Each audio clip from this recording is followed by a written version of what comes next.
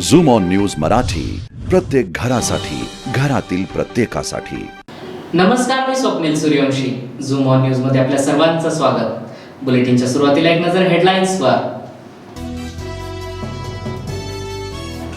अहमदनगरमध्ये सोशल डिस्टन्सिंगचा फज्जा।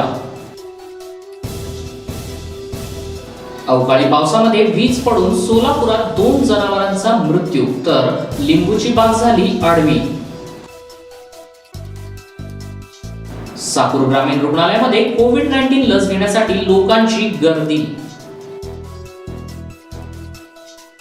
इंदोरीकर महाराजांच्या अडचणींमध्ये वाढ, औरंगाबाद उच्च न्यायालयामध्ये याचिका दाखल। वैदू समाज बांधवांना किराणा किटचं वाटप करा, सामाजिक कार्यकर्ते शुभम शिंदे यांची मागणी। आता पाहूयात सविस्तर बातम्या।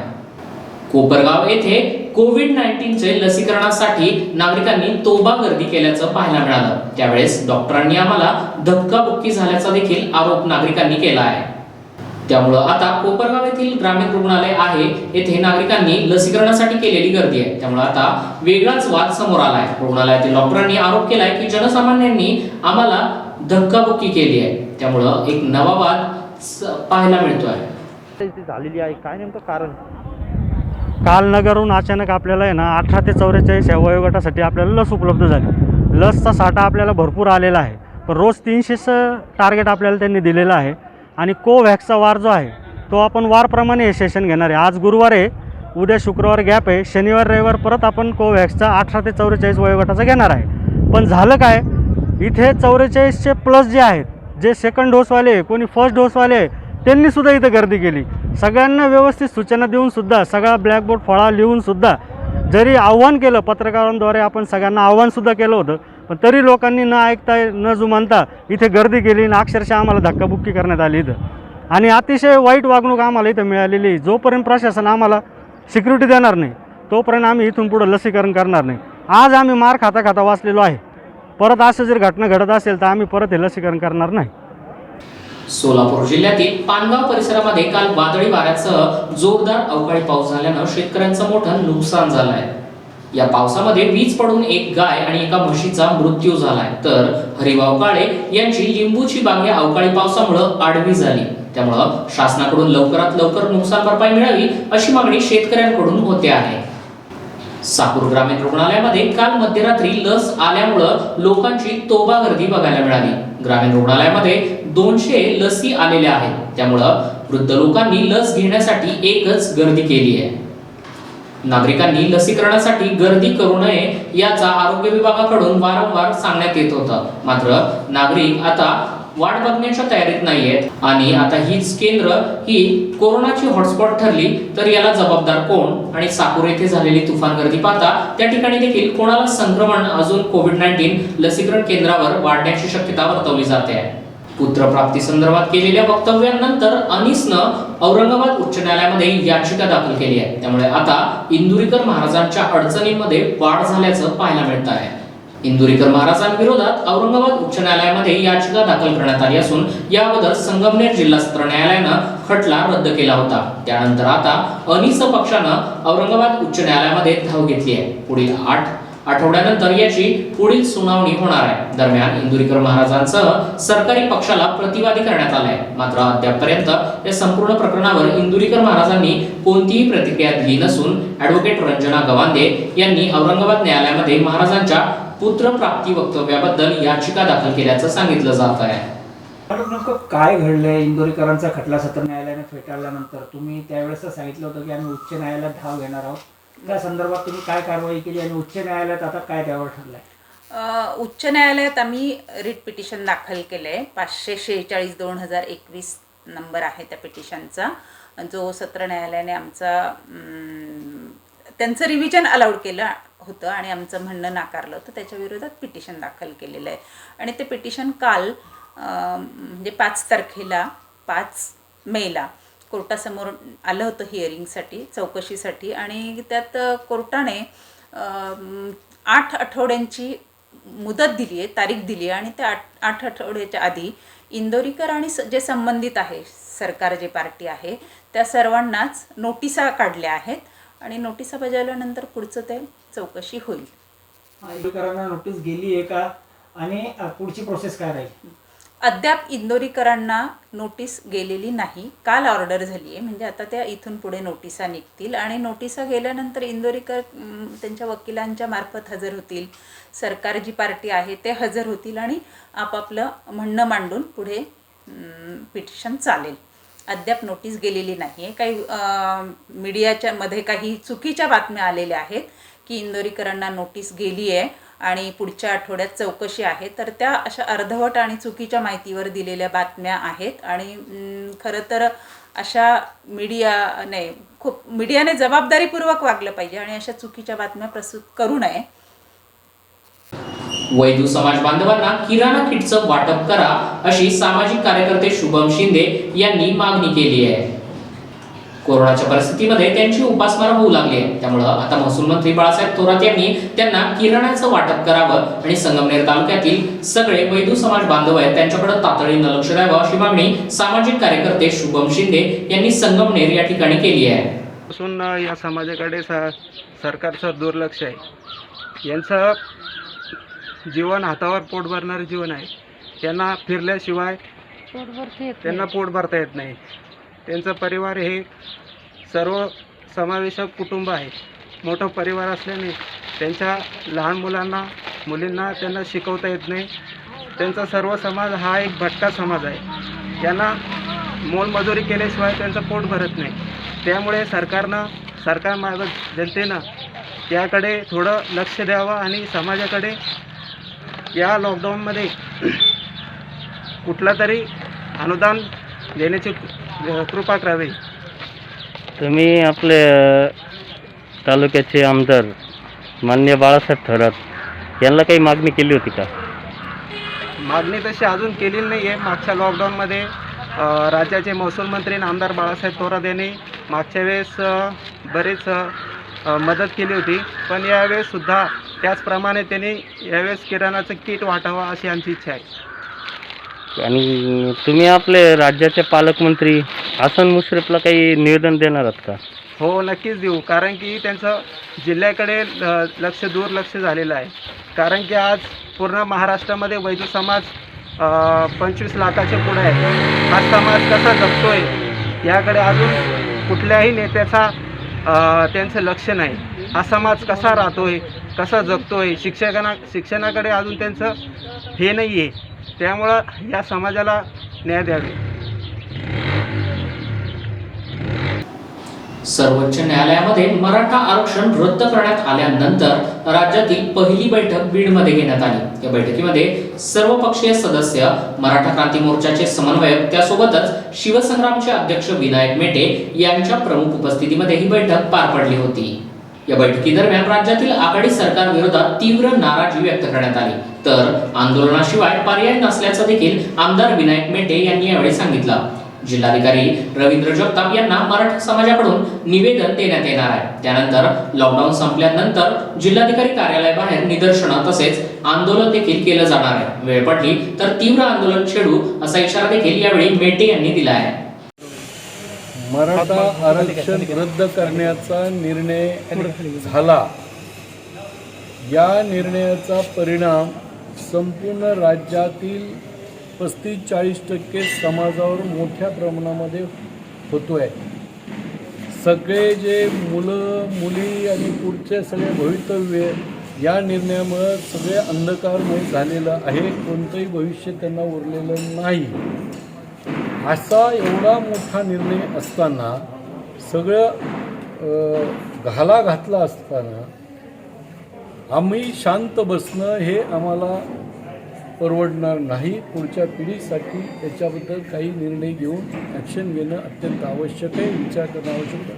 म्हणून आज या ठिकाणी वेगवेगळ्या संघटनेचे प्रतिनिधी, मराठा क्रांती मोर्चाचे प्रतिनिधी, अशा लोकांना, मोजक्याच लोकांना आम्ही या ठिकाणी बोलवलं होतं.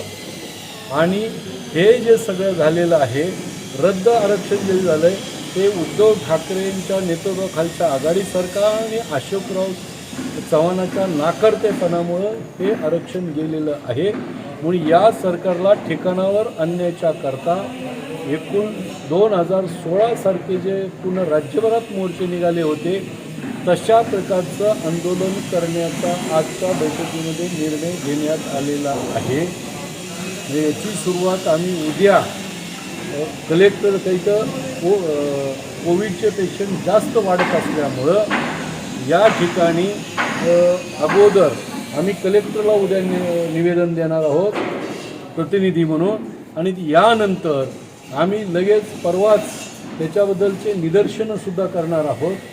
आणि लॉकडाऊन 15 तारखेला जर संपलं तर पुढच्या 3-4 दिवसातच या ठिकाणी मोर्चा बीडमध्ये या सरकारच्या विरोधामध्ये होणार आहे. अशोकराव चव्हाणांनी राजीनामा दिला पाहिजे.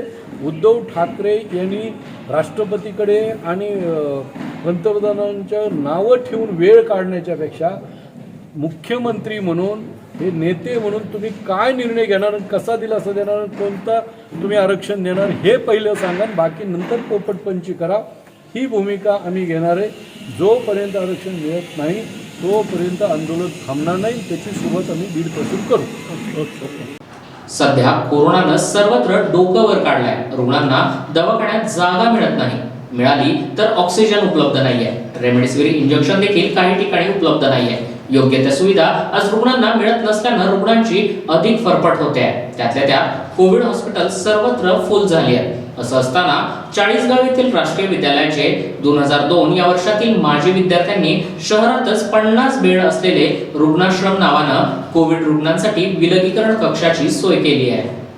ना नफा ना तोटा या तत्वावर कोविड विलगीकरण कक्षाची स्थापना करण्यात आली आहे, असं तमाल देशमुख यांनी प्रसारमाध्यमांशी बोलताना सांगितलं आहे. 2002 या वर्षातील हे माजी विद्यार्थी असून त्यांनी अगोदर व्हॉट्सअप ग्रुप तयार करून त्यावर चर्चा केली असून त्या ग्रुपमधील जवळपास 120 जणांनी मदतीचं आश्वासन देऊन कोविड रुग्णांना एक प्रकारे मदतीचा हात देऊ केलाय. त्यांच्याजवळ सध्या 1 लाख रुपये जमा झाले असून त्यातून जे मेडिकल साहित्य लागेल ते त्यांनी अगोदरच खरेदी केलंय. तसेच या ठिकाणी कॉलेजमधील पडून असलेल्या साहित्याचा देखील त्यांनी योग्यरित्या वापर केलाय. कोविड विलगीकरण कक्ष धुळे रोड स्थित असलेल्या चाळीसगाव एज्युकेशन सोसायटी संचलित KR कोतकर कॉलेजच्या ट्रॅक ग्राउंडच्या बाजूला बॉईज हॉस्टेलमध्ये सुसज्ज असं कोविड रुग्णांसाठी विलगीकरण कक्ष सुरू करण्यात आला आहे. त्याचं उद्घाटन 2 मे रोजी कोविड सेंटरचे प्रभारी वैद्यकीय अधिकारी डॉक्टर मंदार करंबेळकर, आमदार मंगेश चव्हाण, पाणी फाउंडेशनचे सर्वेसर्वा डॉक्टर उज्ज्वल कुमार चव्हाण यांच्या हस्ते करण्यात आलं असून तेथे 2 रुग्णांचं विलगीकरण करण्यात आलं आहे. रुग्णांनी रुग्णाश्रमामध्ये दाखल होण्यासाठी खालील व्यक्तींशी संपर्क साधण्याचं आवाहन देखील विद्यार्थ्यांनी केलंय. त्यामध्ये उमेश पवार,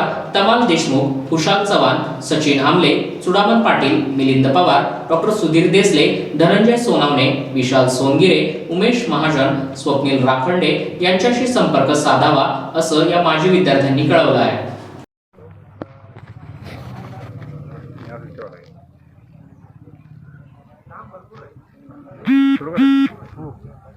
नमस्कार, माझं नाव डॉक्टर उज्ज्वल कुमार चव्हाण.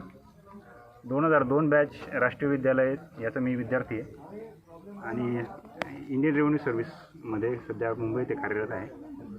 आमच्या बॅच मिळून मुलांनी एक कल्पना मांडली की आपल्याला जे लोक घरी राहून उपचार घेत आहेत पण त्यांची घरी राहण्याची व्यवस्था होत नाही, खाण्यापिण्याची आणि राहण्याची, तर त्यांच्यासाठी राहणे आणि खाण्यापिण्यासाठी आपण व्यवस्था करायची का, अशा कल्पनेतून आपण आज हे रुग्णाश्रम हे सेंटर सुरू केलं आहे. तर यामध्ये जे असिम्टमॅटिक किंवा माइल्ड सिम्टमॅटिक पेशंट आहेत तर त्यांच्या राहण्याखाण्याची उत्तम अशी व्यवस्था इथे केलेली आहे. एक बॅच म्हणून आमच्यामध्ये मी स्वतः IRS अधिकारी आहेत, आपले बॅच तालुक्याचे आमदार आहेत, ते आमचे बॅचमेट आहेत. आज इथे आमच्यापैकी 4 लोक जे आहेत आपले ट्रॉमा सेंटरचे जे इंचार्ज आहेत तेही आमचे बॅचमेट आहेत. डॉक्टर मंदार करंबेळकर, डॉक्टर सचिन खेडकर आमच्यामधले आहेत आणि 12 बॅचमेट जे आहेत तर पेरीफेरीमध्ये ते GPची प्रॅक्टिस करत असतात. आणि इथे जी मॅनेजमेंट बघणारे आहेत ते उमेश महाजन असतील, उमेश पवार असतील, चुडामन असतील, तमाल देशमुख असतील. तर अशी 110 लोकांनी मिळून ही एक संकल्पना मांडली आहे. प्रत्येकाने 5,000 रुपये याच्यामध्ये टाकलेले आहेत. तर भावना ही आहे की आपल्या बाजूने आपण काय देऊ शकतो समाजाला, आणि हा जर कधी उपक्रम यशस्वी झाला तर अशी गोष्ट खेडोपाडी जर व्हायला लागली तर आपण म्हणून, समाज म्हणून आपलीच काळजी कशी घ्यायला पाहिजे, तर त्याचं एक आम्ही एक प्रयोग इथे राबवतो आहे. आणि जर असं जर व्हायला लागलं तर जे आपलं आता मेडिकल हेल्थ सिस्टीम आहे किंवा गव्हर्नन्स ॲडमिनिस्ट्रेटिव्ह सिस्टीम आहे तर याच्यावरचा जो लोड आहे, जो ताण आहे, तो कमी व्हावा आणि जी ही वेव आहे त्याला आपण एक समाज म्हणून चांगल्या पद्धतीने तोंड द्यावी, त्याचा हा प्रयोग आम्ही राबवतो आहे. याचा सुविधेचा लाभ घ्यावा आणि जे रुग्ण आहेत, त्यांचे नातेवाईक आहेत, त्यांनी स्वयंशिस्त बाळगावी ह्या नम्र विनंती करतो, कारण त्यांच्यावरच हे अवलंबून आहे. जर स्वयंशिस्त असेल तर असे प्रयोग सक्सेसफुल होतील, जर नसेल तर हा सुरू केलेला प्रयोग अनसक्सेसफुल झाला तर हे आमचं नाही नुकसान होणार, जातील आमचे 1-2-4 लाख रुपये, पण समाजाचं नुकसान होईल की समाज म्हणून आपण ही वेव जी आहे ही काउंटर करायला कमी पडू. एवढे बोलून 2 शब्द संपवतो. धन्यवाद. कल्याण डोंबिवली महापालिका हद्दीतील 24,000 दिव्यांगांसाठी कार व्हॅक्सिनेशन सुरू करा अशी मागणी शिवसेना नगरसेवक दीपेश म्हात्रे यांनी महापालिका आयुक्त डॉक्टर विजय सूर्यवंशी यांच्याकडे केली आहे. दिव्यांग हा समाजाचा अविभाज्य घटक आहे. त्यांना लसीकरण केंद्रापर्यंत जाऊन लस देणं हे जिकिरीचं असतं. ज्यांच्या घरी काळजी घेणारे कोणी नसते त्यांना केंद्रावर जाऊन लस घेता येत नाही. त्यांच्यासाठी मुंबई महापालिकेच्या धर्तीवर कार व्हॅक्सिनेशन सुरू करण्यात यावं अशी मागणी महापालिका आयुक्त सूर्यवंशी यांच्याकडे केली आहे. तर याबाबत शिवसेना नगरसेवक दीपेश म्हात्रे यांनी आयुक्तांना पत्र देऊन सध्या लसींचे पुरेसे डोस उपलब्ध होत नसल्यानं येत्या आठवडाभरामध्ये लसींचे डोस उपलब्ध होताच कार व्हॅक्सिनेशन सुरू केलं जाणार असल्याचं सांगून केंद्र सरकारच्या गाईडलाईन्स चुकीच्या असून पहिला डोस 30% आणि दुसरा डोस 70% नागरिकांना दिला जाईल असं सूचित केलं गेलं आहे. त्यामुळं पहिल्या डोस पासून पुन्हा 18 ते 45 वयोगटातील नागरिक वंचित राहू शकतात. त्यामुळं केंद्र सरकारनं मोठ्या प्रमाणात राज्याला लसींचा साठा उपलब्ध करून द्यावा अशी मागणी केली आहे. मान्य केले, काय सांगाल? गेल्या अनेक दिवसापासून लसीकरणाचा प्रोग्राम सुरू आहे. 18 वर्षावरील 45 वर्षावरील या सर्व लोकांचं लसीकरण होत आहे. परंतु दिव्यांग जे लोक आहेत, स्पेशली एबल्ड जे लोक आहेत, त्या लोकांचं लसीकरण होणं अत्यंत गरजेचं आहे. हे लोकही समाजाचा एक अविभाज्य घटक आहेत आणि यांचं लसीकरण होणं खूप गरजेचं होतं. याच्यासाठी मी आयुक्तांकडे मागणी केली होती की आपण कार व्हॅक्सिनेशन जे मुंबईला सुरू केलं की त्या लोकांना आणण्याची व्यवस्था कारमधून केली जाईल किंवा इतर वाहनातून केली जाईल आणि त्या वाहनामध्येच त्यांचं व्हॅक्सिनेशन केलं जाईल. याच्यासाठी आपण गेल्या अनेक दिवसापासून आयुक्तांकडे पाठपुरावा करत होतो. आयुक्तांनी सांगितलं की लसीचे पुरेसे डोस आपल्याकडे आल्यानंतर याचं येत्या 2-3 दिवसामध्ये आपण दिव्यांगांचं लसीकरण मोठ्या प्रमाणात, जे बेड रिडन आहेत, दिव्यांग आहेत, यांचं लसीकरण मोठ्या प्रमाणात कल्याण डोंबिवलीमध्ये आपण सुरू करणार आहोत. दुसरा प्रश्न, मधल्या लोकांना लस मिळत नाही आणि एकच सेंटर एका महापालिकेत दिलं जात आहे, त्यामुळे बाकीच्यांना याचा त्रास होतो. यामुळे आपण काय करतो? याच्यामध्ये 2-3 गोष्टी आहेत. लसीकरणाच्या बाबतीत काही सेंट्रल गव्हर्नमेंटच्या जे गाईडलाईन्स येतात त्या गाईडलाईन्स अत्यंत चुकीच्या आहेत. आत्ताही एक गाईडलाईन आली आहे की 30% वापर तुम्ही फर्स्ट डोससाठी करा आणि 70% वापर तुम्ही सेकंड डोससाठी करा. हे अतिशय चुकीची गाईडलाईन्स आहे, कारण फर्स्ट डोस घेणारे जे नागरिक आहेत ते या लसीपासून वंचित राहत आहेत. आणि तरुणांचं मी मोठ्या प्रमाणात सांगेन, सेंट्रल गव्हर्नमेंटनी तरुणांसाठी मोठ्या प्रमाणात लसीकरण सुरू करण्याची जे आव्हान केलं होतं ते एकदम चुकीचं ठरलेलं आहे, कारण त्या प्रमाणात लसीच आपल्या महापालिकेकडे येत नाही आहे. तर माझी केंद्र सरकारला आपल्या माध्यमातून विनंती आहे की मोठ्या प्रमाणात लसीचा साठा आपण महाराष्ट्रामध्ये दिला पाहिजे, कारण महाराष्ट्र आज या कोरोनाच्या संकटाशी झगडतोय आणि त्याच्यासाठी आपण मोठ्या प्रमाणात लसीकरणाचं हे केलं पाहिजे. शेवटचा मराठा आरक्षण प्रकरणी सर्वोच्च न्यायालयाच्या निकालानंतर विरोधी पक्षातील काही मंडळी मराठा समाजाला चिथावणी देत असल्याची माहिती समोर येते आहे. राज्यातील कोरोनाचं संकट लक्षात घेता सर्वसामान्यांचे आरोग्य धोक्यात आणणारा पश्चिम बंगालसारखा निर्लज्ज राजकीय खेळ महाराष्ट्रात खेळू नका असं आवाहन सार्वजनिक बांधकाम मंत्री तथा मराठा आरक्षण विषयक मंत्रिमंडळ उपसमिती अध्यक्ष अशोक चव्हाण यांनी केलं आहे. गुरुवारी सायंकाळी आपल्या शासकीय निवासस्थानी प्रतिक्रिया व्यक्त करताना चव्हाण म्हणाले की सर्वोच्च न्यायालयाच्या निकालाबाबत मराठा समाजाला दिशाभूल करणारी माहिती दिली जाते. केंद्र सरकारनं केलेली 102वी घटना दुरुस्ती आणि फडणवीस सरकारच्या काळामध्ये स्थापन झालेल्या गायकवाड आयोगाच्या अहवालामध्ये मराठा समाजाची अपवादात्मक आणि असाधारण परिस्थिती दिसून येत नसल्याचं सांगून सर्वोच्च न्यायालयानं मराठा आरक्षण कायदा नाकारला. परंतु काही मंडळी समाजाला चुकीची माहिती देऊन माती भडकवण्याचा प्रयत्न करतात. महाविकास आघाडी सरकारला अडचणीत आणण्याचा राजकीय स्वार्थासाठी कोरोना काळामध्ये नागरिकांच्या आरोग्याला धोका निर्माण करणारे हे उद्योग योग्य नसल्याचं सांगून मराठा समाजानं भूल थापा आणि अपप्रचाराला बळी पडू नये असं आवाहन देखील त्यांनी यावेळी केलं आहे. सर्वोच्च न्यायालयाचा निकाल विरोधात गेला असला तरी मराठा आरक्षणाची लढाई अजून संपलेली नाहीये.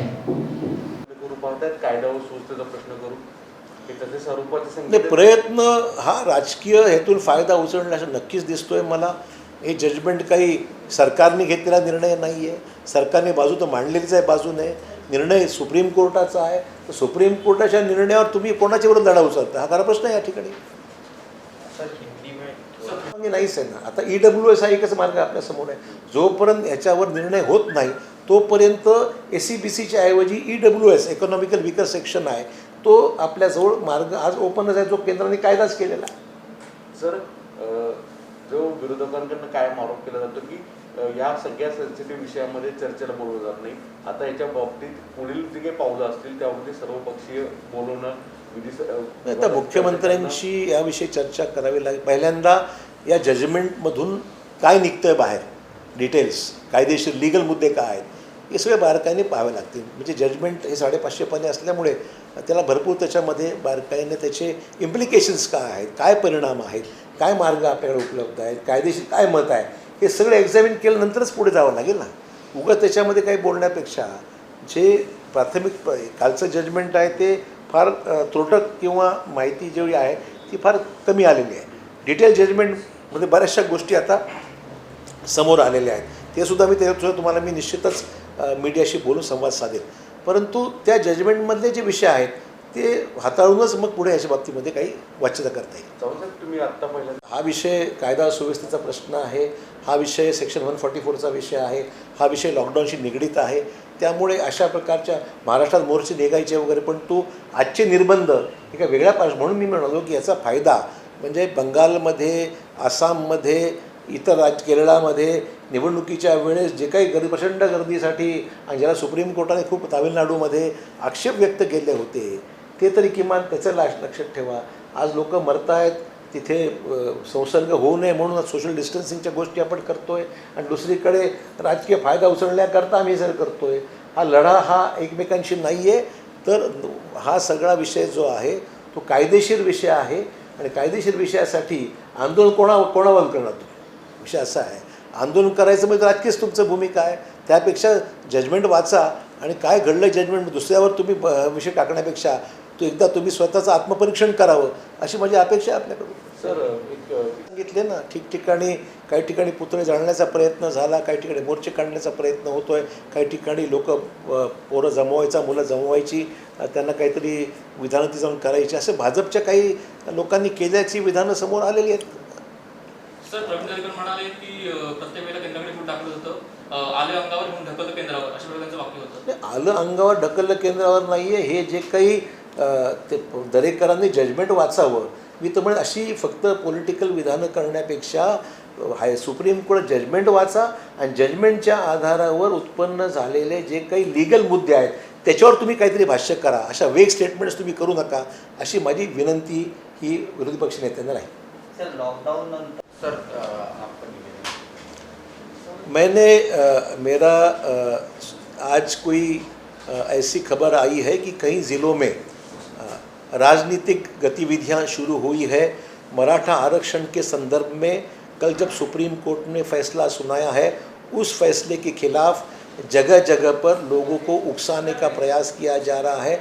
लोगों को पॉलिटिकली इकट्ठा करके सरकार के खिलाफ में बयानबाजी, हिंसा और कुछ करने के बारे में वहाँ पर लोगों को उकसाया जा रहा है. तो मेरी ये हमारे विरोधी पक्ष के भाइयों से ये विनती है कि कृपया इस जजमेंट का राजनीतिक फ़ायदा मत उठाइए.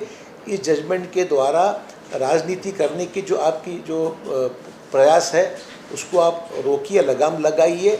महाराष्ट्र के मौजूदा कोविड की परिस्थिति को ध्यान में रखते हुए और चुनाव में जैसे इस चीज़ का जो आप लोगों ने प्रदर्शन किया है कई राज्यों में, रैलीज, पब्लिक फंक्शंस, मीटिंग्स लेकर, उससे जो कोरोना का इतना बड़े पैमाने पर फैलाव हुआ है, कृपया वो ध्यान में रखते हुए राज्य में कोई भी गतिविधि ऐसा मत कीजिए जिससे कोविड की इस परिस्थिति में जो आज हम लोगों ने बिल्कुल कंट्रोल में लाने का प्रयास है उसमें बाधा हो जाए, नुकसान हो जाए, ऐसा कोई काम ना हो.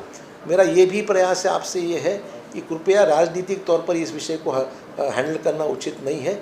हम लोगों ने जितना प्रयास करना था कर लिया. सुप्रीम कोर्ट ने सबसे अच्छे वकील वहाँ पर दिए, सीनियर काउंसिल्स दिए, आर्गूमेंट्स अच्छी हुई और ख़ुद सुप्रीम कोर्ट ने उसके बारे में प्रशंसा की है कि बहुत अच्छी तरीके से इस बात को पेश किया गया है.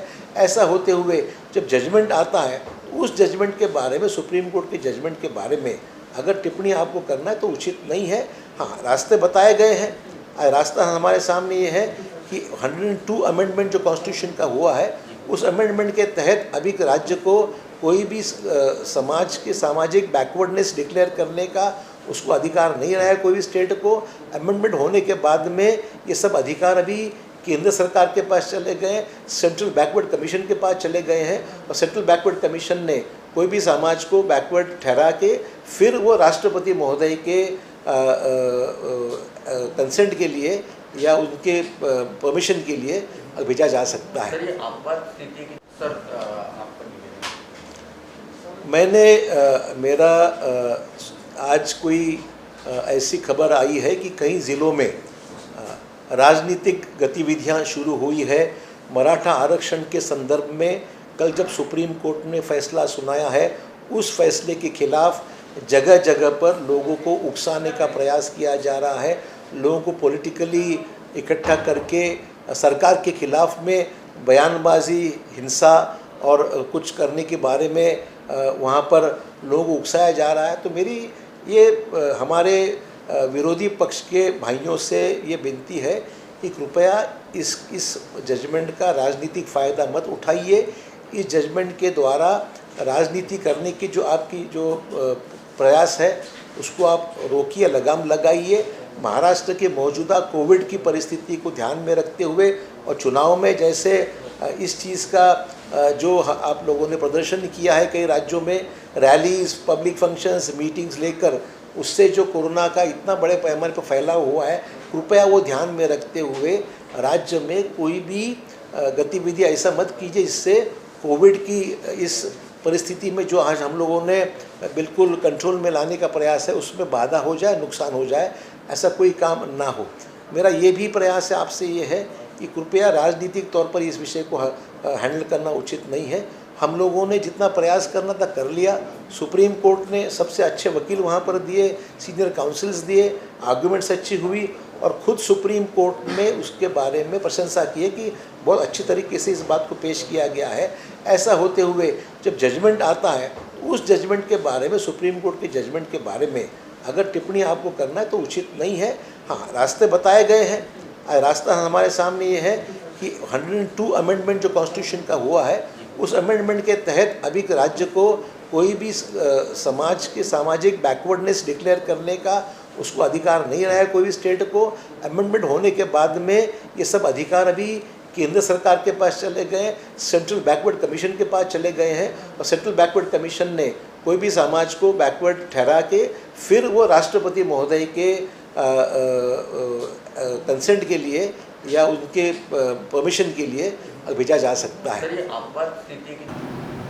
मुंबईचे पालकमंत्री अस्लम शेख यांनी देशामध्ये सर्वात जास्त रेमडेसिवीर इंजेक्शनचं उत्पादन करणाऱ्या पालघर जिल्ह्यातील तारापूर MIDC येथील कमला लाईफ सायन्सेस लिमिटेड या कंपनीला भेट देऊन कंपनीचे चेअरमन डॉक्टर दिगंबर झवर आणि उत्पादन विभागातील वरिष्ठ अधिकाऱ्यांशी संवाद साधला आहे।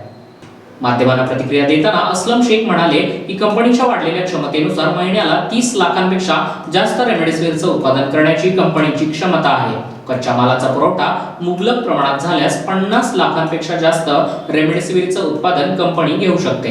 देशामध्ये रेमडेसिवीरचं उत्पादन घेणाऱ्या कंपन्यांना कच्चा माल मोठ्या प्रमाणात उपलब्ध करून दिल्यास त्यांच्या उत्पादनामध्ये मोठ्या प्रमाणावर वाढ होऊ शकते। राज्यामध्ये आणि देशात रेमडेसिवीरचा काळा बाजार मोठ्या प्रमाणावर होतोय।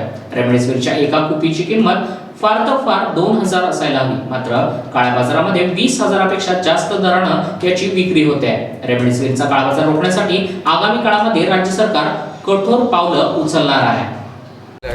काय तुम्ही आज आपल्या राज्यात, मुंबईत आणि देशामध्ये रेमडेसिवीरसाठी पळापळ चालू आहे। लोकांना रेमडेसिवीर भेटत नाही, काळा बाजार चालू आहे। जे औषधाची किंमत 2000 रुपयाची त्याला लोक 20,000 घेतात, 50,000 घेतात, काय त्याच्यावरती लगामच नाही। आणि ही जे फॅक्टरी आहे जिथे आज आपण बघतोय मागे, हे 30 लाख वायल त्याची कॅपॅसिटी आजच्या तारखेमध्ये, पण ह्यांना जर आणखीन आपण रॉ मटेरियल दिलं तर हे 50 पण करू शकतात। त्याच पद्धतीने आपल्या देशामध्ये आणखीन जे कंपन्या आहेत त्यांच्याकडे क्षमता आहे, पण त्यांना जर रॉ मटेरियल दिलं तर जास्त क्वांटिटीमध्ये औषधं तयार होऊ शकतं आणि लोकांना कमीत कमी लोकांचा जीव वाचेल आणि हे ब्लॅकचे जे मार्केट आहे ते बंद होणार। साहेब, आमचे सगळे धंदे बंद आहेत, अशातच आम्ही खायचं तरी काय, असा प्रश्न वैदू समाजातील एका महिलेनं विचारलाय. संगमनेर खुर्द या ठिकाणची ही महिला आहे. दुर्गा शिंदे नावाची वैदू समाजाची महिला आणि ही महिला दारोदार जाऊन सुया, फणी, साळण, टिकल्या विकत असते. मात्र आता कोरोनामुळं कुठेच जाता येत नाही. त्यामुळं मी माझ्या मुलाबाळांना नक्की काय खायला घालू, त्यांना काय जेवण देऊ, असा प्रश्न त्या महिलेनं विचारलाय. त्या महिलेची घरची परिस्थिती अतिशय बिकट असल्यानं आमच्यावरती उपासमारीची वेळ आल्याचं वैदू समाजातील या महिलेनं सांगितलंय. तिच्या भावना नक्की काय आहेत हे आपण पाहूया. सांगलीच्या मिरज तालुक्यातील तुंग येथील अल्पवयीन पीडित मुलीला अश्लील चित्रफित दाखवून तिच्यावर अत्याचार करून तिचा खून करणाऱ्या अल्पवयीन आरोपीला न्यायालयानं दोषी ठरवून 12 वर्षांची सक्तमजुरीची शिक्षा सुनावली आहे. 20 मे 2020 रोजी रात्री 7 वाजल्यापासून पीडित अल्पवयीन मुलगी ही बेपत्ता झाली होती. त्यानंतर पीडितेच्या घरचे लोक, नातेवाईक तसेच गावातील लोकांनी तिचा आजूबाजूला शोधही घेतला, मात्र ती मिळून आली नाही. दुसऱ्या दिवशी सकाळी 8 वाजण्याच्या सुमारास तिचा मृतदेह सापडला. पीडित मुलीच्या वडिलांनी याबाबत सांगली ग्रामीण पोलीस ठाण्यामध्ये फिर्याद दिली होती. पोलिसांनी तपास करून संशयित आरोपीला ताब्यात घेतलं. त्याच्याकडे कसून चौकशी केली असता संशयित आरोपीनं पीडित मुलीला मोबाईलवर अश्लील चित्रफित दाखवून तिच्यावर अत्याचार केला. त्यानंतर ती रडू लागल्यानं आरोपीनं तिला खाली पाडून तिचा गळा आवळून खून केला. या खटल्याची सुनावणी जिल्हा आणि सत्र न्यायाधीश DP सातवळेकर यांच्या न्यायालयामध्ये सुरू होती. या कामी सरकार पक्षातर्फे 14 साक्षीदार तपासण्यात आले. या खटल्यामध्ये अल्पवयीन आरोपीला न्यायालयानं दोषी धरलं आणि 12 वर्षांची सक्त शिक्षा सुनावली आहे. या खटल्याचं काम जिल्हा सरकारी वकील अरविंद देशमुख यांनी पाहिलं आहे. तुंग येथे घडलेल्या एका अल्पवयीन मुलीवरती अश्लील चित्रफित दाखवून बलात्कार करून खून केला होता. तो जो आरोपी आहे तोही आरोपी अल्पवयीन होता. या खटल्याचा निकाल आज झालेला आहे.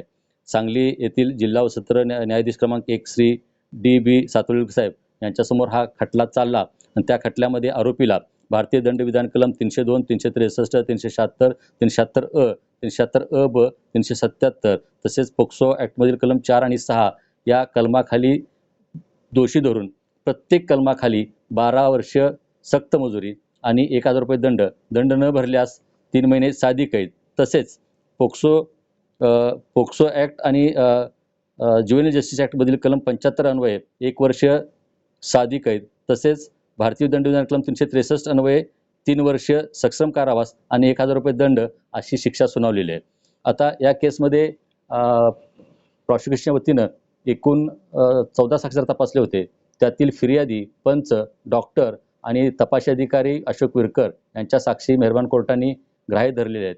घटना घडल्यानंतर घटनेच्या ठिकाणी तत्कालीन जिल्हा पोलीस प्रमुख माननीय सोहेल शर्मा साहेब तसेच तत्कालीन अतिरिक्त जिल्हा पोलीस प्रमुख मनीषा डुबले मॅडम यांनी घटनास्थळी भेट देऊन चौकशी करणाऱ्या लोकांना मार्गदर्शन केलं होतं आणि त्यांच्या मार्गदर्शनाखाली हा तपास झाला होता. या कामामध्ये कोणताही आय विटनेस नव्हता आणि सर्कमस्टन्शियल एव्हिडन्सवरती केस होती.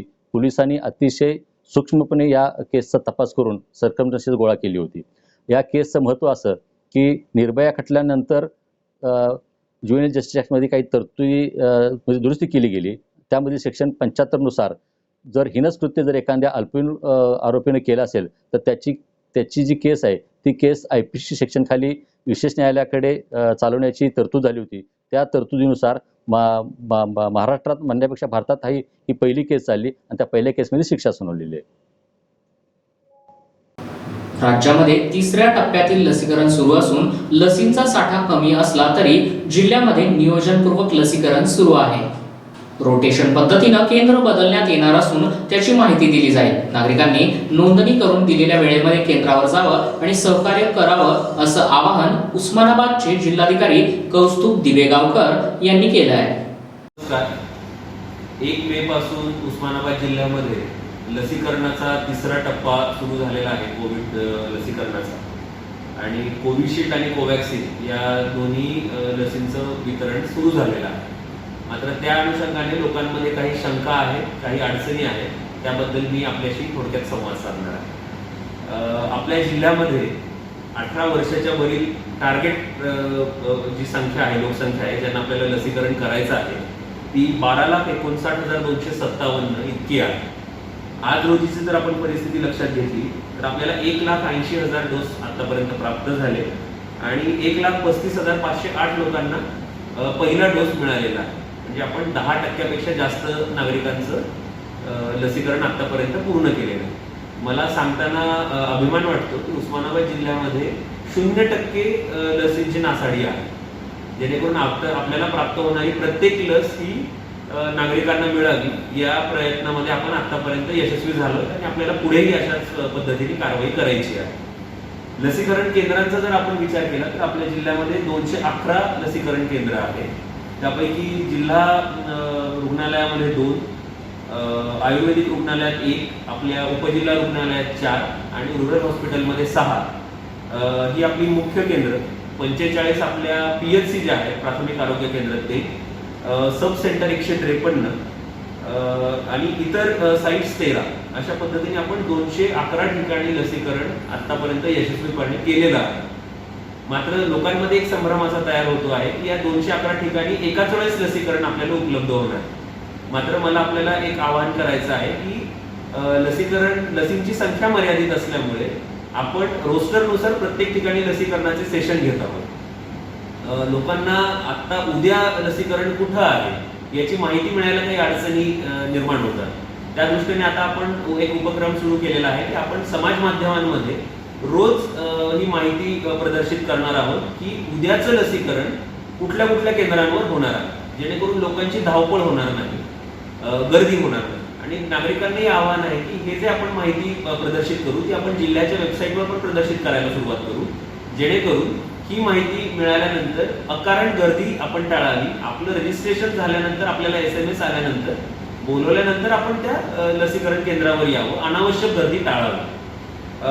या जोडीला अजून 2 महत्त्वाच्या गोष्टी आहेत की या लसीकरण केंद्रांवर पहिली लस मिळालेल्या काही लोकांची पण मागणी असते की आता आम्हाला दुसरी लस मिळावी, आमचे 2 आठवडे पूर्ण झाले, 4 आठवडे पूर्ण झाले, या पद्धतीने.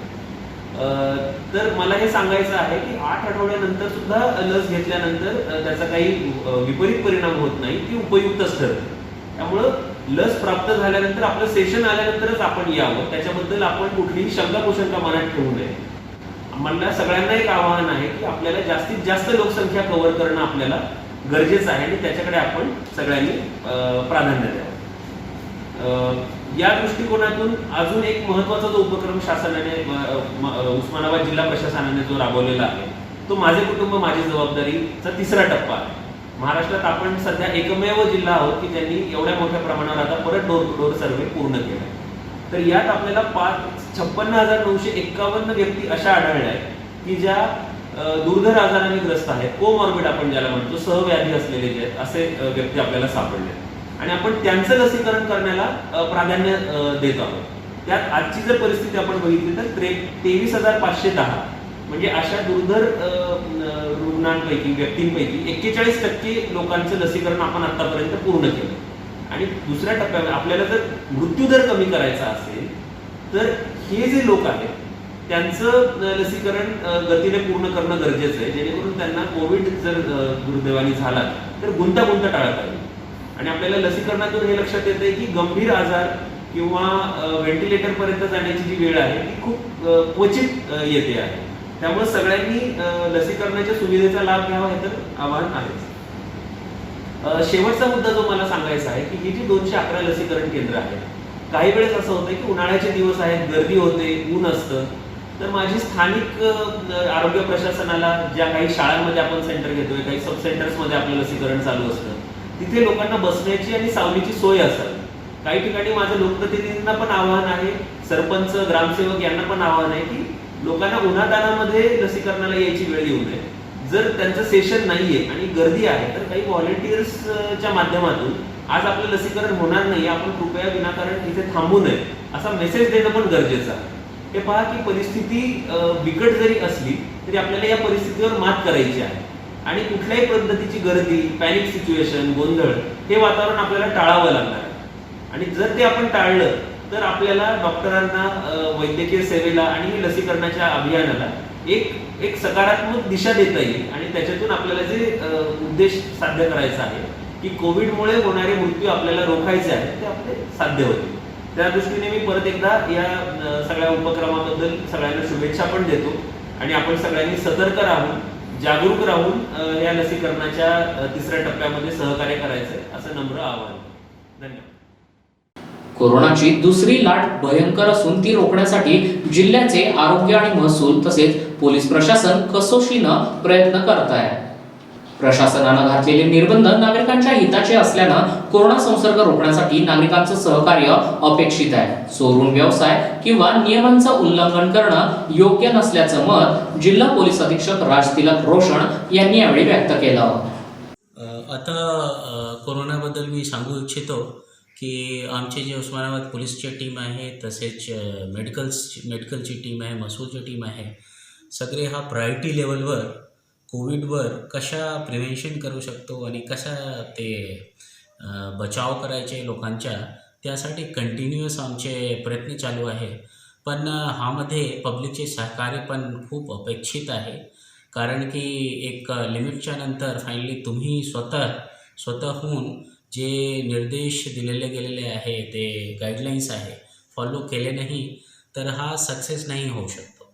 आणि कोरोनाच्या असं आहे की आता कधीही संपेल आणि सेकंड वेव आहे त्यानंतर पुन्हा वॅक्सिनेशनचं चालू आहे तर थोडा वेळ लागेल ज्यापर्यंत सगळे लोक वॅक्सिनेट होऊन जाईल आणि त्यानंतर ते प्रमाण खूप कमी होऊ शकतो. पण त्यापर्यंत ते सगळे जे काही सेफ्टीचे गाईडलाईन्स आहे सेफ्टी गिअर म्हणून तुमच्या मास्क सगळ्यात मोस्ट इम्पॉर्टंट, त्यानंतर सोशल डिस्टन्सिंग ठेवणे हा सगळे पालन करणे खूप आवश्यक आहे. तसेच जे शॉप्स वगैरे आहे लोकांचे दुकानं वगैरे आहे तर बरेच दुकानं वगैरे सील पण झालेले आहे जे फॉलो करत नाही आणि बरेच लोक छुपे पद्धतीने ते चालू ठेवतात तर हा चुकीचे आहे आणि तुमच्यामुळे बरेच लोकांना तो कोविड स्प्रेड होऊ शकतो कारण की कोणालाही माहीत नाही आहे की समोरचे जे माणूस आहे त्यांना कोविड आहे की नाही, तो पॉझिटिव्ह पण होऊ शकतो. तर कृपया करून ते स्वतः फॉलो माझे आव्हान आहे की जे दिशानिर्देश आहे गाईडलाईन्स आहे स्वतः पण फॉलो करा आणि तो केले तर डेफिनेटली आमचे जे प्रयत्न आहे ॲज गव्हर्नमेंट डिपार्टमेंट आमचे प्रयत्न जे आहे तो पण सक्सेसफुल होईल. धन्यवाद. अहमदनगर जिल्ह्यामध्ये दिवसागणिक कोरोना रुग्ण वाढत असताना बेलापूरमध्ये धक्कादायक प्रकार समोर आलाय. अज्ञात व्यक्तीनं कोरोना तपासणी केलेल्या किटची विल्हेवाट न लावता ते सामान प्रवरा नदी काठावर फेकून दिलं असून या कृत्यामुळे परिसरात एकच खळबळ उडाली आहे. श्रीरामपूर तालुक्यातील प्रवरा नदी पात्रालगत मोठ्या प्रमाणामध्ये कोरोना तपासणीत वापर केलेलं किट, त्यामध्ये सलाईन, ग्लोव्ज, रॅपिड टेस्ट करिता वापरण्यात येणारं साहित्य, मास्क, सिरिंज आदी वापरलेलं साहित्य उघड्यावर फेकून दिल्याचं आढळून आलं आहे. हे साहित्य नष्ट करणं आवश्यक असताना देखील अज्ञात व्यक्तीनं ते सर्व साहित्य दुसऱ्याच्या जीवितास धोका होईल या हेतूनं प्रवरा नदीकाठावर फेकून दिलं असून या ठिकाणी मासेमारी करणारे बांधव रोज मासे धरण्यासाठी येत असतात. शिवाय ज्या ठिकाणी हे सामान टाकलंय तेथून जवळच स्मशानभूमी आहे, त्यामुळं हे सर्व सामान नष्ट करणं गरजेचं आहे. परिसरातील नागरिकांनी याबाबतची माहिती प्रशासनाला कळवली आहे. माझे मित्र ॲडव्होकेट गणेश पुजारी यांनी मला रात्री फोन केला की आपल्या प्रवरा नदीच्या कडेला आणि स्मशानभूमीच्या समोर या अशा ज्या रॅपिड टेस्टच्या ज्या किट्स आहेत त्या किट्स पडलेल्या आहेत बेवारा स्वरूपामध्ये. आणि मग रात्रीची वेळ होती त्यामुळे मी काय आलो नाही, पण दुसरं सकाळी मी स्वतः येऊन पाहिलं आणि हा अतिशय भयंकर प्रकार असल्यामुळं मी आपल्या बेलापूर खुर्च्या ग्रामीण रुग्णालयाच्या शाखेमध्ये त्यांचे संपर्क साधला. त्यांना सांगितलं अशा पद्धतीनं ह्या अशा किट्स पडलेल्या आहेत आणि ह्या इन्फेक्शन करण्यास कारणीभूत ठरू शकतात आणि इथे जवळपास मासे धरणारे वगैरे लोक असतात, धुणं धरणाऱ्या बाया असतात आणि त्यामुळं ते अतिशय धोकादायक होतं. ते त्यांनी मला सांगितलं की आमचं त्याच्याशी काही संबंध ते आमचं नाही. मग मी प्राथमिक आरोग्य केंद्राचे डॉक्टर चोखर यांना या संदर्भामध्ये कल्पना दिली आणि त्यांनी त्यांची दोन डॉक्टर या ठिकाणी पाठवले. तर ते म्हणते की ह्या किट्स काय आपल्या नाहीत, आपण आपल्या किट्स डिस्ट्रॉय करतो. पण मग ह्या कुणी टाकल्या हा एक महत्त्वाचा प्रश्न आहे. दुसरी गोष्ट, या ठिकाणी येऊन टाकणं ही एक गंभीर बाब आहे आणि त्याचं डिस्ट्रॉय ते होणं गरजेचं आहे. याचं इन्फेक्शन झालं तर फार मोठ्या प्रमाणामध्ये हे होतं.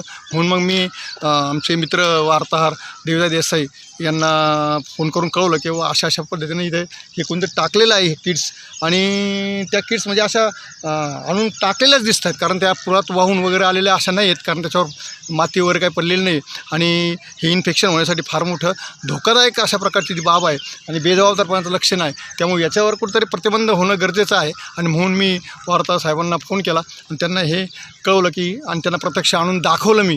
मग त्याच्यात पुढील कार्यवाही आता त्या डिपार्टमेंटने वगैरे करणं गरजेचं आहे. बुलेटिनच्या शेवटी पुन्हा एकदा एक नजर हेडलाईन्सवर. अहमदनगरमध्ये सोशल डिस्टन्सिंगचा फज्जा. अवकाळी पावसामध्ये वीज पडून सोलापुरात 2 जनावरांचा मृत्यू तर लिंबूची बाग झाली आडवी. साकूर ग्रामीण रुग्णालयामध्ये कोविड-19 लस घेण्यासाठी लोकांची गर्दी. इंदोरीकर महाराजांच्या अडचणींमध्ये वाढ. औरंगाबाद उच्च न्यायालयामध्ये याचिका दाखल. वैदू समाज बांधवांना किराणा किटचं वाटप करा. सामाजिक कार्यकर्ते शुभम शिंदे यांची मागणी. या होत्या दिवसभराच्या सविस्तर बातम्या. पुन्हा भेटूया पुढील बातमीपत्रात. तोपर्यंत पाहत राहा zoom on news. Zoom on news Marathi, प्रत्येक घरासाठी, घरातील प्रत्येकासाठी.